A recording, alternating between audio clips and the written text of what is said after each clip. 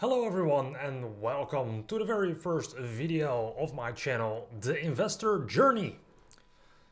On this channel I am going to post videos about stocks and my own personal investor journey that I am taking in the stock market.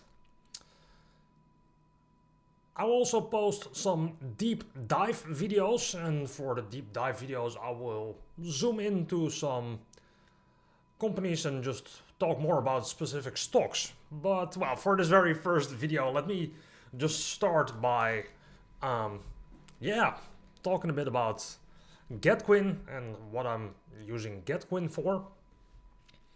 Well, basically, if you're completely new to the stock market or if you never heard about Getquin, let me give you a short explanation.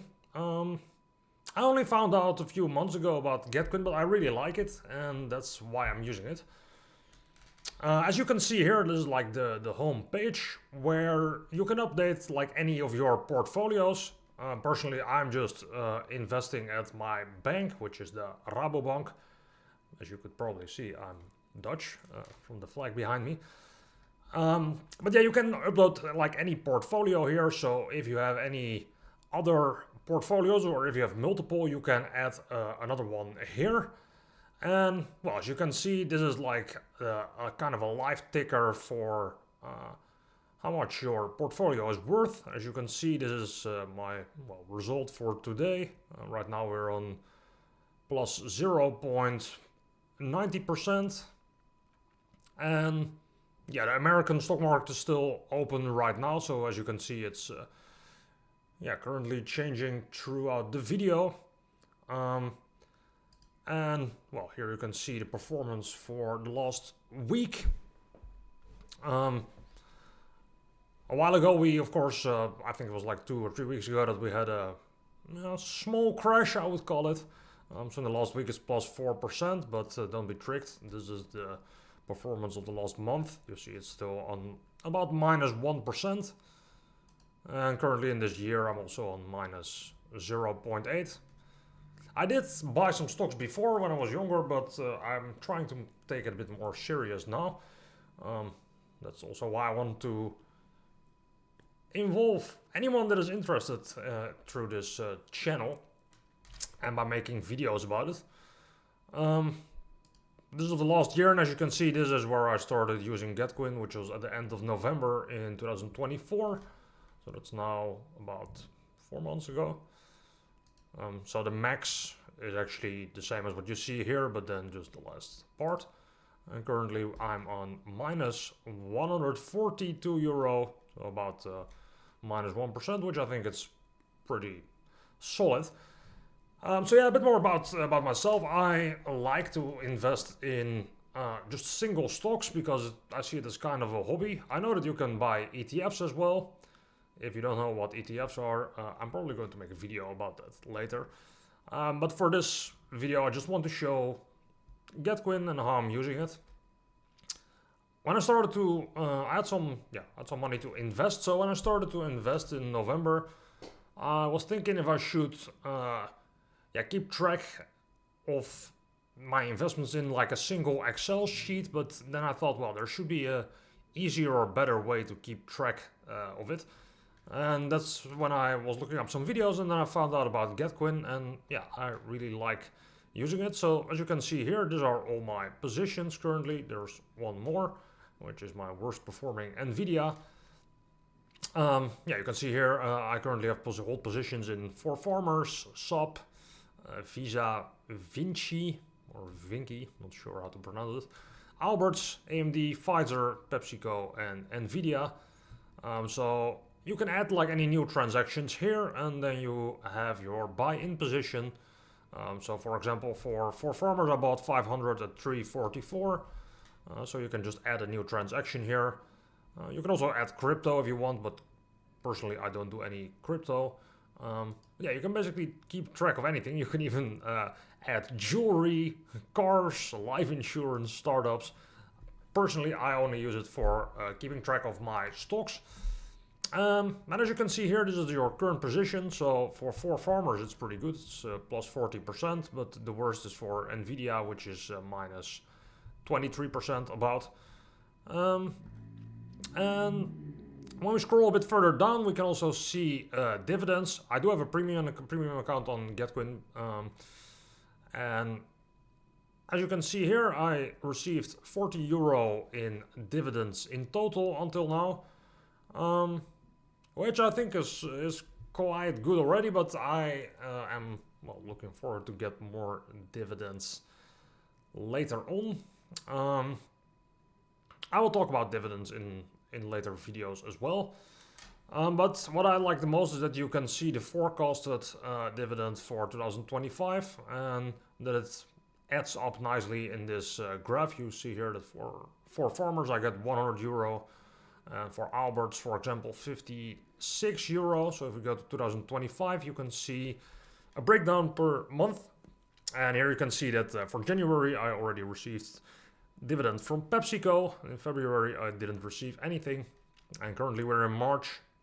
I did get the dividend for Pfizer, and the €3.37 from Visa, which is not a lot, but everything counts, let's say it like that. And May will be a pretty big one with 4 farmers, Alberts and Sop. So in total it adds up to 402 euro. I think it's nice to have like a calendar of dividends together with all the positions and like the real-time performance of your portfolio, and that you can also just check it by day, by week, by month. Then when we go a bit further down, you can see like the exact transactions. So you can add any new transactions here, but you can also add them further down here. It's basically the same. You can just add buy or sell, and the dividends go automatically, by the way, so you don't have to add them. But for example, you can look up any stock. So if we want to look up 4 farmers, we find the stock here, and then we can type a quantity here, and then just a purchase price. And for the advanced input, if you want to, you can also put like any trading costs or any taxes that you have to pay. Personally, I like to update them as well to give like a full overview of my investments for myself, because otherwise I would have to put it in Excel, and I think it's nice to also write down the transaction costs. And then we do have some more screens on the right. First I actually put my face cam on the right, but I think it's better to have it at the left top. I just realized that you cannot see the word portfolio though, which is, it's like right above here. On the right we have our different positions. Here you can see just all the single positions per stock. It also shows like the percentage of your portfolio that it makes up. So for farmers is now the biggest part of my portfolio because it just gained the most value. When we go to deep dive, it's actually not any different. It just shows the single stocks, but I think it's different when you are using or when you bought some ETFs or some other types of stocks, some other types of products.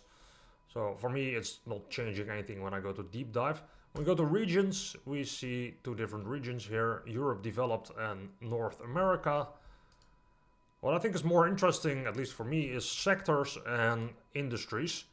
Especially sectors. I think for me personally, I mean, I'm not giving any advice, but I'm just telling what I like to do myself. I like to have different sectors in my portfolio, because if I have different sectors, then it means that my portfolio is more diverse. So here we see information technology, consumer staples, industrials, financials, and also healthcare. When we go to industries, it gets a bit more, I would say, complicated, because it really divides it into like semiconductors, agricultural commodities, packaged software, which is already pretty specific. Like SAP is one of the biggest packaged software companies anyway. And I think this is just the different stocks that I have. I think I don't have any stocks that fall in the same category here, the industries. When we go to assets, it's just equity stocks. I think countries is interesting as well. Currently I have Netherlands, France, Germany, and the US. while my US stocks are performing the worst, as you can see here. I'm actually making up the loss of the US stocks with mostly with the gain on the 4Farmers stock. But yeah, when you press, for example, also industries, we can see like the difference. Also, when we see sectors, we see that, well, consumer staples is doing pretty good, which is, again, mainly because of 4Farmers. And while information technology is doing the worst because of my AMD and Nvidia stocks. Here also currencies, of course, the US stocks are in dollars, but it shows the value in euros. And here it shows the value in euros for my European stocks. Then also another premium feature is Getquin AI. I think for myself it's not really useful until now because as you can see with the analysis, diversification, it's what I just said. It is really important to have a diverse portfolio. But of course, because I only have stocks, it's high risk.